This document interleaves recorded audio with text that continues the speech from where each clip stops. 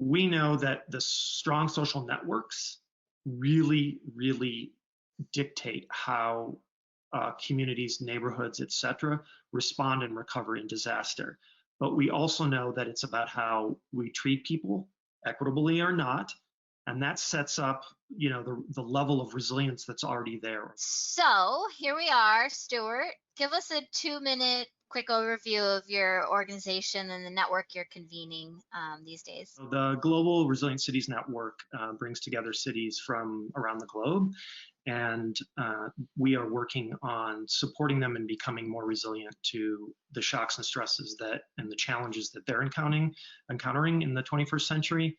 It's a city-led and regionally driven and impact-focused and partnership-based network. And so part of that work for me especially is around working with partners and funders and trying to get the strategies and the projects implemented. And now in some ways more than ever, because there's been such a deep pressure on the cities. Resiliency officers exist to respond to shocks and stressors, which is exactly what we're in right now in the most extreme way. But how do you think the definition of resiliency pre-COVID, what was the definition of resiliency pre-COVID, and has the definition of resiliency changed due to COVID-19? So our definition is one that the way we describe it is that it's the capacity of individuals, communities, institutions, businesses, and the systems to survive, adapt, and grow. And that means no matter what kinds of chronic stresses or acute shocks they experience. So for us, it's a matter of looking at the combination of shocks and stresses. And other resilience work that I do, whether it's in rural areas or like on islands or whatever it might be, there's still a similar type of definition. And we have found that our definition at this point, in some ways, it has to remain because the response and the recovery and the long term has to stay as holistic. So the pandemic definitely showed, right, that the way they defined shocks and stresses and the way that they looked at their strategies and preparing for the combination, when the pandemic came along, not that it was perfect, but they had health, disease, and pandemic sometimes listed as some of their primary challenges. In fact, globally, it was in the top 10 of things that had been listed as a shock. So this was in some ways not a surprise. Mm-hmm. It's just that it was beyond US context. It had equity issues. And so this holistic definition has been a powerful touchstone for us. I mean, it's in the moment that we're in some ways, it still sits right in the right spot because of its holistic nature. Great. And quick question to throw in there, are more and more cities creating chief resiliency officer positions despite a changing funding and financing landscape? Yeah, it's interesting because we have more and more cities that are outside the network that have chief resilience officers. We have states that have chief resilience officers. And, even Louisiana, where New Orleans is one of our cities, and there had been a lot of work, especially post-disaster, post-hurricane, and a lot of the social equity issues.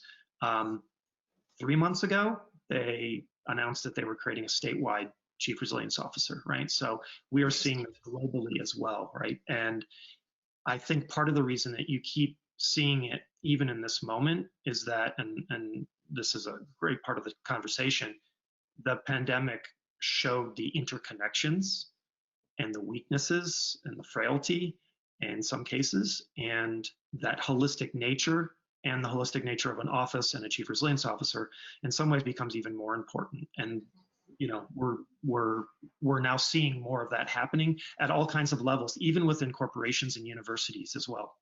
Great. And you just talked a little bit about equity and social impact, but can you talk a little bit more about the social policy impact piece of urban resiliency work? Does it differ from city to city? Does the pandemic reveal that we have more similarities than we thought? Or talk to us a little bit about that social policy piece that's coming into play right now that what are some solutions? Yeah, so I think that resilience Often, and this is where the definition is important that we just talked about, resilience is often thought of as too much in the physical environment or in infrastructure, which, don't get me wrong, we need to do some improvements on that. Or they think it's disaster risk reduction.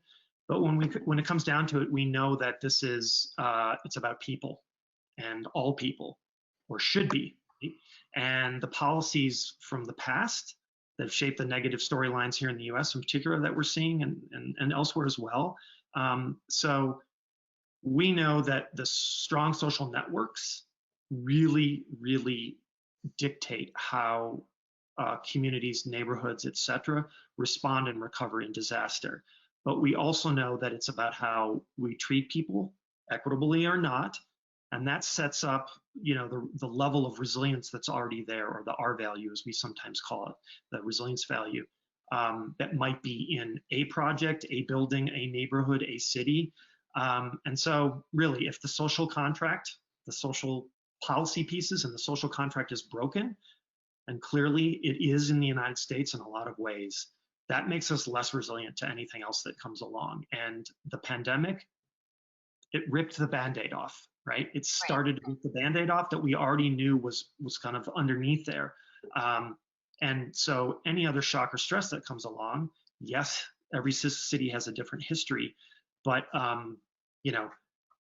racial covenants and redlining in Minneapolis helped create what's happening, along with a lot of other things, right? Not just the policing. But you look at Tulsa and the Tulsa massacre, and we just celebrated the awful anniversary of that and the destruction of Black Wall Street. These things are not forgotten, and they cannot be ignored. And obviously, that Band-Aid that got ripped off, I don't know how to continue the metaphor, but now the salt is in the wound, and we need to do something. And so, in some ways, the social aspect of resilience has its place, even more so now as we talk about how to go forward and how to do resilient recovery. How are you seeing your network approaching recovery in light of the pandemic and now the protests and civil unrest? We immediately saw through our private WhatsApp for the North American CROs an exchange of information, an exchange of solutions, and like I said, the kind of policies and plans and tools. And so some of them were already working on things that were related to equity in certain neighborhoods because of voting and or other services. And so when the pandemic response came along, not even recovery, they were in a great position to sort of take what was another type of plan, or in the case of where there are great disaster, hurricane, and other plans, crosswalking them to the things that they'd already done, and them being in the right position to make connections and to help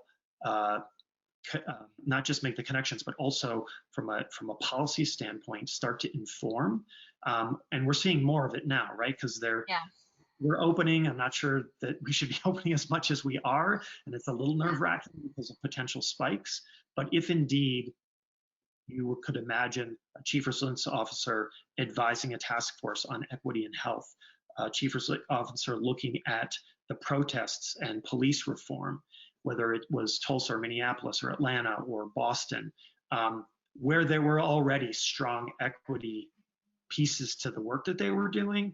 Now you can see them sort of sitting in this position and saying, let's keep the resilience lens in there. Let's make sure we're looking more holistically at our neighborhood, or what we're going to do to recover, and recover in a regenerative way, and do this in a manner that sort of connects all those pieces together. So it's kind of amazing. It's a front row seat to what many of them are doing. And this is inside and outside the network, actually, just sort of watching how this evolves.